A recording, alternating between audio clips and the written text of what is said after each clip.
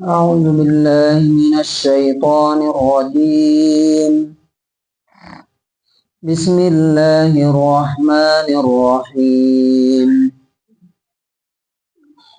إن الذين آمنوا ثم كفروا ثم آمنوا ثم كفروا ثم ازدادوا كفرا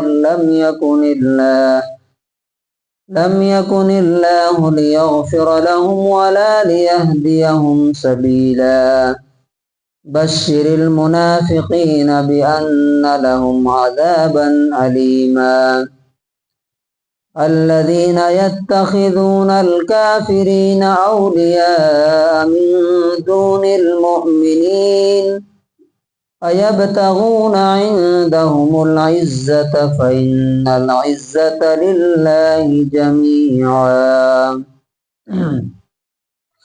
سورہ نساء سورہ نمبر 4 آیت نمبر 137 سے 139 تک. اردو ترجمہ ہے: بے شک وہ لوگ جو ایمان لائے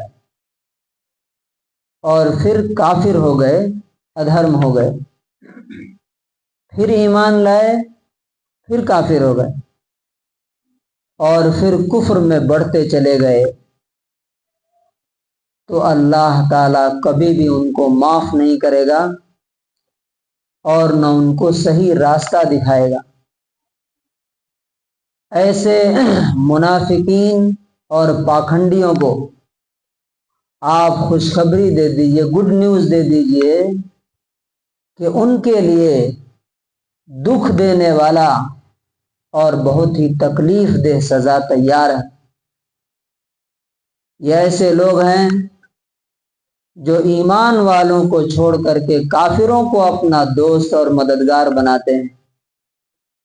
کیا یہ لوگ ان کے پاس عزت، آنر اور سمان ڈھونڈتے ہیں، چاہتے ہیں؟ حالانکہ ان کو معلوم ہونا چاہیے کہ ساری عزت اور آنر اور سمان صرف اور صرف اللہ کے لیے. انگلش ترجمہ ہے: Indeed, those who believed, then disbelieved, then believed, then disbelieved, then increased in disbelief, Allah will never forgive them, nor He will guide to a way. Give tidings to those hypocrites that there is a painful punishment for them. Those who take disbelievers as allies instead of believers, do they seek with them honor? Let them know honor belongs to Allah entirely. ان 3 آیتوں میں اللہ تعالیٰ نے کمزور دل منافقوں کی بات کی. ہماری سوسائٹی میں بھی آپ دیکھ سکتے ہیں. اس کو ایک مثال سے آپ سمجھیے. جب 2 گروپ آمنے سامنے ہوتے ہیں تو کبھی ایک گروپ پاور میں آتا ہے اور دوسرا کیا ہوتا ہے؟ پاور لیس ہو جاتا ہے. نتیجہ کیا ہوتا ہے کہ جو اندر سے مضبوط دل لوگ ہوتے ہیں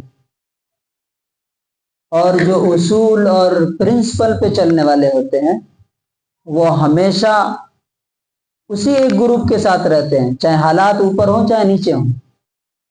لیکن جو پاکھنڈی قسم کے، سیلفش قسم کے اور کمزور قسم کے لوگ ہوتے ہیں، وہ کیا ہوتے ہیں؟ جو پاور میں آیا ایک پارٹی چھوڑ کر کے دوسری پارٹی میں چلے گا. آپ دیکھتے ہیں نا، دن رات ہوتا رہتا ہے. بی جے پی کمزور پڑی تو اس سے بھاگ کے ادھر چلے آئے کانگریس میں، کانگریس اگر طاقت میں آئی تو ادھر چلے آئے اسے چھوڑ کر کے. اسی طرح سے مدینے میں کیا ہوتا تھا کہ کچھ کمزور قسم کے لوگ، ان کو جب محسوس ہوتا کہ اسلام اب پاور میں آنے والا ہے تو وہ مسلمانوں کے پاس چلے آتے تھے اور ان سے باتیں کرنے لگتے تھے، ان کی سمجھاتے تھے کہ ہم تمہارے ساتھ ہیں. لیکن جب کبھی دیکھتے تھے کہ ہوا اب ادھر کی ہے، ادھر کی یہودیوں کی اور نان مسلموں کی طرف، تو پھر ان کے پاس چلے جاتے تھے اور بولتے تھے کہ ہم تو ان سے مذاق کر رہے ہیں، ان کو دھوکہ دے رہے ہیں۔ اللہ تعالیٰ نے فرمایا کہ یہ لوگ پہلے ایمان لائے اور پھر کیا ہوئے، جب دیکھا کہ شاید کمزور پڑ جائیں گے مسلمان، پھر کافر ہو گئے۔ اور کافر ہونے کے لیے زبان سے بولنا ضروری نہیں، آپ کے دل میں شک اگر آ گیا یا آپ نے مذاق میں بھی بول دیا کوئی کفر کی بات، تو آپ کافر ہو جاتے ہیں۔ اللہ تعالیٰ بولتا ہے کہ نارمل لوگوں کو تو ہم ہدایت دے سکتے ہیں، لیکن جو لوگ بار بار جان بوجھ کر کے کہ یہ حق ہے، یہ سچائی ہے، یہ ٹروتھ ہے، اور اس کے باوجود دنیا کے فائدے کے لیے آج آپ دیکھیے کتنے مسلمان ہیں جو رولنگ پارٹی کے پیچھے پیچھے چل رہے ہیں اور ان کے گن گا رہے ہیں، کتنے مسلمان ہیں جو مندر بنانے کے لیے ڈونیٹ کر رہے ہیں، کتنے مسلمان ہیں، کتنے ایسے مسلمان ہیں آپ دیکھیے گا کہ نان مسلمز کے تہواروں میں ان کے لیے خدمت اور سرونگ کر کے اپنے آپ کو کیا بنا دکھانا چاہتے ہیں، ہم تمہارے ساتھ ہیں۔ دیکھیے کسی کی مدد کرنا غلط نہیں ہے، کسی کی بھی مدد کی جا سکتی ہے، اور اسلام تو انسانیت کا مذہب ہی ہے، لیکن عبادت کے معاملے میں، ورشپ کے معاملے میں، دین دھرم کے معاملے میں اگر کمپرومائز کرتا ہے اور جھکتا ہے تو اس کا دین اور ایمان چلا گیا، ختم ہو گیا۔ تو اللہ تعالیٰ بولتا ہے، تو یہاں پہ آخری بات یہ سمجھ لینی چاہیے، ہمیشہ انسان کو کلیئر ہونا چاہیے اور اس کے بارے میں دوسرے لوگوں کا دماغ بھی کلیئر ہونا چاہیے کہ یہ شخص ہماری ہر بات مان سکتا ہے، لیکن جہاں دین دھرم کی بات آئے گی وہاں ایک انچ نہیں اپنی جگہ سے ہلے گا، یہ کمپرومائز نہیں کر سکتا ہے۔ یہ سارے لوگوں کے ذہن میں ہمارے بارے میں، مسلمانوں کے بارے میں کلیئر ہونا چاہیے۔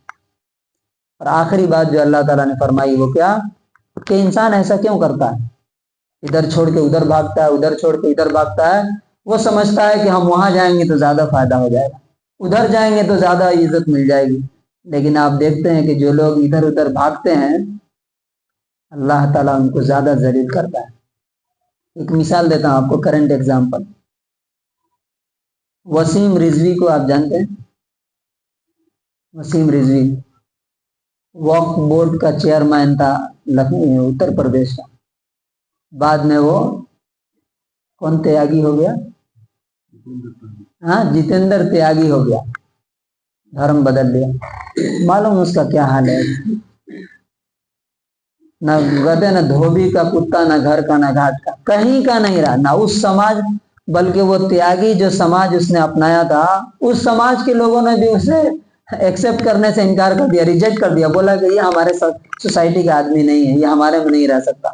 وہ لوگ ادھر اپنانے کو تیار نہیں اور ادھر جہنم کے راستے پر چل دیے۔ تو ایسا ہوتا ہے، اللہ تعالیٰ بولتا ہے اچھائی بھلائی سب کے ساتھ کرو، تعلقات سب کے ساتھ رکھو، لیکن تمہاری دلی ہمدردی، تمہاری محبت، تمہاری دوستی کس کے ساتھ ہونی چاہیے، ایمان والوں کے ساتھ اور اللہ کے ساتھ۔